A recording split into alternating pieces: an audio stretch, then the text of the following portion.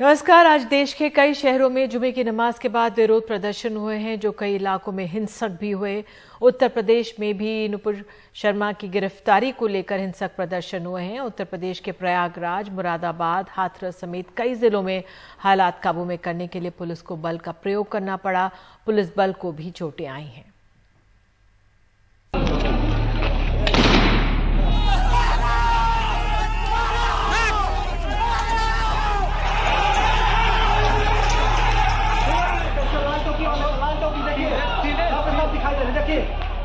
Police पर पथराव और उपद्रवियों पर आंसू गैस के गोले छोड़ती पुलिस की ये तस्वीरें प्रयागराज के अटाला इलाके की हैं, जहां जुमे की नमाज के बाद कुछ लोग पैगंबर मोहम्मद के खिलाफ टिप्पणी करने वाली नुपुर शर्मा की गिरफ्तारी को लेकर प्रदर्शन करने पर आमादा थे। पुलिस ने रोका तो उपद्रवियों ने पुलिस पर ही पत्थर बरसाने शुरू कर दिए। प्रयागराज में हुई हिंसा में कुछ लोगों के घायल होने की भी खबर है। पुलिस को स्थिति को नियंत्रण में लाने के लिए कई घंटों की मशक्कत करनी पड़ी। उपद्रवियों ने कई गाड़ी और पुलिस का एक ट्रक भी आग के हवाले कर दिया। पूरे इलाके में पुलिस बल तैनात किया गया है और ड्रोन से निगरानी की जा रही है। स्थिति पूरी तरह से नियंत्रण में है, परंतु लगातार सतर्क दृष्टि रखी जा रही है कि कुछ शरारती तत्व दोबारा से गलियों में आकर के नारेबाजी या ईंट पत्थर न फेंकने लगे। उसके लिए यहाँ फोर्स पूरा मुस्तैद है। आप देख रहे होंगे अभी पूरा रास्ता खाली करा लिया गया है। ट्रैफिक सुचारू रूप से चल रहा है, कहीं कोई दिक्कत नहीं है। मुरादाबाद में भी जुमे की नमाज के बाद कुछ लोगों ने नूपुर की गिरफ्तारी को लेकर प्रदर्शन किया, जिन्हें नियंत्रण में लाने के लिए पुलिस को हल्का बल प्रयोग करना पड़ा। मुरादाबाद में स्थिति नियंत्रण में है और किसी के घायल होने की खबर नहीं है। जुमे की नमाज के बाद मुगलपुरा वाली जामा मस्जिद है, वहाँ से निकलने के बाद कुछ नवयुवकों ने प्रदर्शन किया है। प्रदर्शन करने के बाद प्रशासन और पुलिस ने मिलकर उनको समझाया, उनको घर भेज दिया है। ये पूरा इंसिडेंट है, यही हुआ। ये जो नवयुवक थे उन्होंने इमीडिएटली किया है, किसी प्रकार का संयोजित अभी तक तो नहीं लगा है। और इसमें फिर उसके बाद वो पुलिस के हमारे समझाने पे वो घर भी चले गए। ऐसी कोई इसमें बहुत खास बातें करके नहीं।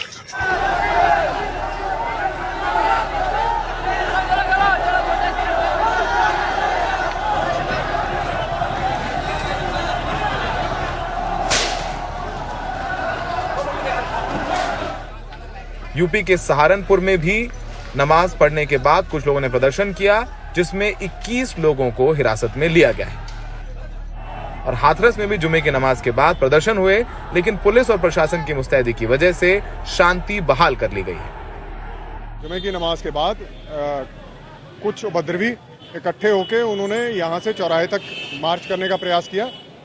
तो जब चौराहे पे पहुंचे तो वहाँ हमें सूचना मिली। मौके पे पहुंच के उस भीड़ को डिस्पर्स किया गया। ये भी संज्ञान में आया कि वापस लौटते हुए उन्होंने कुछ दुकानों पे कुछ टी शर्ट्स वगैरह लूटने का प्रयास किया और कुछ वाहन जो दोपहिया यहाँ खड़े थे उनको पलटा। उनकी प्रॉपर वीडियो रिकॉर्डिंग है, मीडिया पर्सनल से भी वीडियो रिकॉर्डिंग ली जाएगी और सख्ती से उनके खिलाफ कार्रवाई होगी। यूपी पुलिस सोशल मीडिया पर भी निगरानी कर रही है। पुलिस ने पैगंबर मोहम्मद और हिंदू देवी देवताओं को लेकर उत्तेजक पोस्ट डालने वाले लगभग 20 लोगों को गिरफ्तार किया है। यूपी में हुई हिंसा को लेकर मुख्यमंत्री योगी आदित्यनाथ ने उपद्रवियों से सख्ती के साथ निपटने के निर्देश दिए हैं।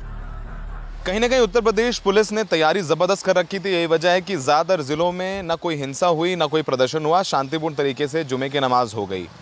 जहां पर पथराव हुआ है उसको लेकर कड़ी कार्रवाई की जाएगी, क्योंकि कई दिनों से अफवाहों का बाजार गर्म था। तमाम तरीके के कागज़ वो सोशल मीडिया पे चल रहे थे कि शुक्रवार को प्रदर्शन करना है, पत्थरबाजी करना है। बहुत सारे मौलवी काजी ने इसका खंडन किया, लेकिन फिर भी कुछ अराजक तत्व पत्थरबाजी करने के लिए उतर आए हैं। फिलहाल शांति व्यवस्था बनाने रखने की पूरी कोशिश की जा रही है। सहयोगी नितिन के साथ दिल्ली में सौरभ शुक्ला, एनडीटीवी इंडिया। और प्रयागराज से कुछ नई तस्वीरें भी सामने आई हैं। पिछले कई घंटों से यहाँ तनाव के हालात रहे। इस दौरान पुलिस और प्रशासन के लोग हालात को काबू में करने की कोशिश में लगे रहे।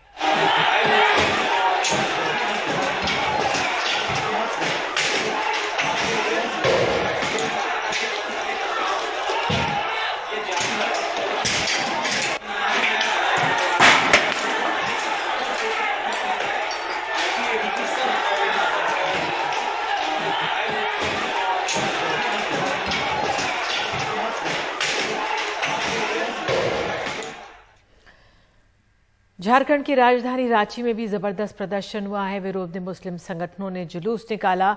बाद में भीड़ बेकाबू हो गई और पत्थरबाजी भी हुई, जिसमें एसएसपी समेत कई पुलिसकर्मी घायल हुए हैं। आज बिहार के पथ निर्माण मंत्री नितिन नवीन एक पारिवारिक कार्यक्रम में हिस्सा लेने के लिए रांची गए थे। उनकी गाड़ी पर भी जमकर पत्थरबाजी हुई है। वो इस हिंसा में बाल बाल बच गए। रांची में हिंसक झड़प के बाद शहर के एक हिस्से में कर्फ्यू लगा दिया गया है। ये कर्फ्यू रांची मेन रोड पर सुजाता सिनेमा से फिराया लाल चौक तक लगाया गया है।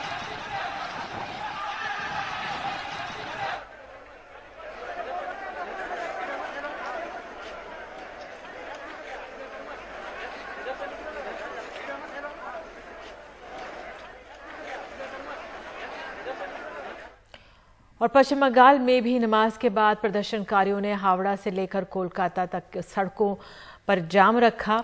वहीं हावड़ा के उलबेड़िया में जमकर बवाल किया गया और पथराव से लेकर बम तक फेंके गए हैं। स्थिति को नियंत्रित करने के लिए पुलिस ने लाठीचार्ज की और आंसू गैस के गोले भी दागे। कल भी मुस्लिम समुदाय के लोगों ने हावड़ा में विभिन्न जगहों पर 11 घंटे तक राष्ट्रीय राजमार्ग को जाम रखा था।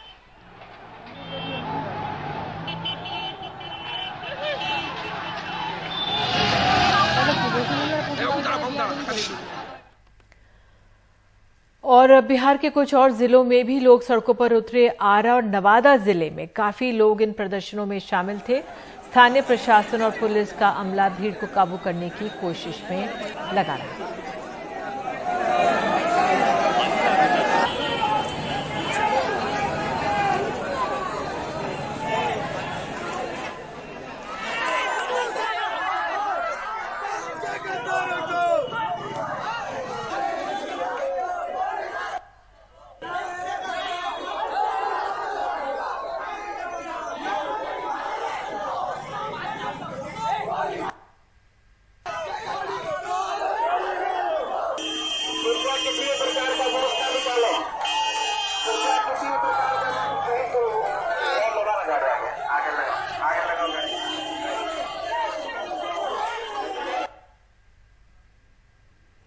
और आपको बता दें, सैयद अहमद बुखारी शामी इमाम जामा मस्जिद के, उन्होंने एनडीटीवी से कहा है कि पत्थरबाजी से बचना चाहिए। सबका नुकसान होता है, जरूरत है सरकार से बात करने की। जो जामा मस्जिद में नमाज पढ़ने के लिए आया, उनकी तादाद बहुत कम थी मेरे ख्याल में। मैंने तो उन लोगों को नहीं देखा, जैसे लोगों ने बताया कि 30-40 या मैक्सिमम 50 लोग होंगे। और वो नमाज पढ़कर जामा मस्जिद के बाहर निकले और उसके बाद उन्होंने अपनी जेब से कुछ पेपर्स निकाले और हाथ में लेकर वो नारे वगैरह लगाने लगे। कौन थे, कहाँ से आए थे और किससे ताल्लुक था, ये मैं तो कुछ नहीं कह सकता इस ताल्लुक से। और हमें इस मुल्क में मिलजुल कर रहना है। इस मुनाफरत के साथ इस मुल्क में ये मुनाफरत जो है इस मुल्क से खत्म होनी चाहिए। हम तो सदियों से यहाँ पर रहते आए हैं, मिलजुल कर रहते आए हैं। आपको लगता है कि जो ये पत्थरबाजी हुई है तमाम शहरों में, इससे नुकसान ही होता है कौम का? गहरा नुकसान सबका होता है, वो हिंदू हो या मुसलमान हो, कोई भी हो, सबका नुकसान होता है। और मैं समझता हूँ इससे हमें दूर रहने की जरूरत है। जैसे मैंने आपसे अर्ज किया कि इसका रास्ता यही है कि हम हुकूमत से बातचीत करें, बैठकर बातचीत करें और इसका कोई हल निकालने की कोशिश करें।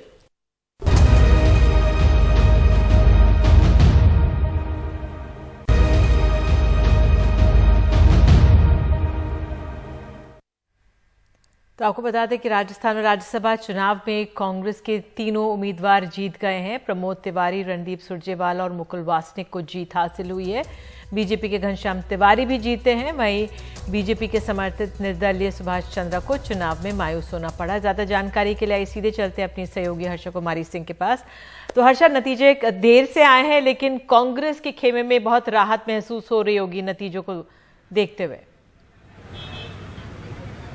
जी बिल्कुल, अब हम देख रहे हैं कि कांग्रेस को जितनी उम्मीद थी उससे ज़्यादा वोट मिले हैं। तो कांग्रेस की जो बल संख्या है 108 है। और अगर हम पूरे इंडिपेंडेंट्स जो 13 इंडिपेंडेंट्स हैं, 2 CPIM है और 2 BTP है, उन्होंने उनके साथ वोट किया है। और सबसे बड़ी बात तो ये है कि एक BJP MLA ने भी उनके लिए वोट डाल दिया है और एक BJP MLA ने क्रॉस वोटिंग करी है। तो कांग्रेस की बहुत आसानी से जीत हुई है। प्रमोद तिवारी को 41 वोट्स मिले हैं, मुकुल वासनिक को 42 वोट्स मिले हैं और रणदीप सिंह सुरजेवाला को 43 वोट्स मिले हैं, यानी कि उम्मीद से ज़्यादा वोट्स मिले हैं। बताया जा रहा है कि एक वोट खारिज भी हुआ है। किसका हुआ है ये आधिकारिक तौर पर पता नहीं है, पर बता रहे हैं कि कांग्रेस का वोट खारिज हुआ है। तो ऐसे में कांग्रेस के पास 128 हो गए हैं, 126 से 2 ज्यादा। जी हर्षा, तो इसका तो, श्रेय किसको काफी, जाएगा? इसका श्रेय किसको जाएगा? अशोक गहलोत को? अब अगले साल चुनाव भी होने वाले हैं, बहुत अहम है ये एक तरह से जीत राजनीतिक जो भविष्य देखते हुए। देखिए, बिल्कुल ये है कि अशोक गहलोत ने वापस, पहले उन्होंने अपनी सरकार बचाई थी जब पार्टी में स्प्लिट हो गया था, और अब उन्होंने राज्यसभा में बीजेपी की कोशिश के बावजूद उन्होंने, और इंडिपेंडेंट जो थे उनकी कोशिश के बावजूद उन्होंने अपना राज्यसभा के जो उम्मीदवार है उनको जिताया है। तो डेफ्ट पॉलिटिकल मैनेजमेंट तो उनका है ही, और काफ़ी जब हम उनसे मजाक में बात करते हैं तो वो कहते हैं उनके पिता, वो एक जादूगर परिवार से हैं, उनके पिता जादू एक्चुअली करते थे एज अ प्रोफेशन, और इसलिए काफ़ी बार अशोक गहलोत मजाक में हमारे साथ रिपोर्टर्स से कहते हैं कि मैं जादूगर तो हुई ही। तो शायद यही, अगर इस बार भी मिलेंगे तो यही बात वो हमसे कहेंगे। जी चलिए, बहुत बहुत शुक्रिया, बहुत बहुत धन्यवाद इस तमाम जानकारी के लिए हर्षा। तो फिलहाल राज्यसभा के भी राजस्थान के नतीजे आ गए हैं और कांग्रेस के खेमे में खुशी होगी।